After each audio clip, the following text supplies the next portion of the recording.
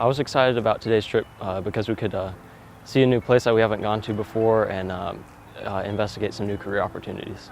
Like you could pick like 3 career choices and they would put you in all 3 and you could figure out which ones were best for you.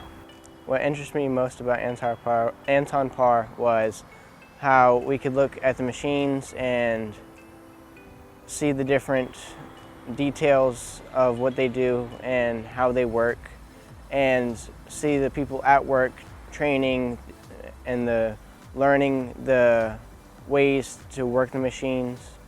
I saw a lot of like things that really needed to be like precise, like precise measurements and everything. So that really encouraged me to like keep working to be more precise in my class. From the looks of it, when we first arrived, it didn't look like they had done anything here. I thought it was just like a sales marketing place.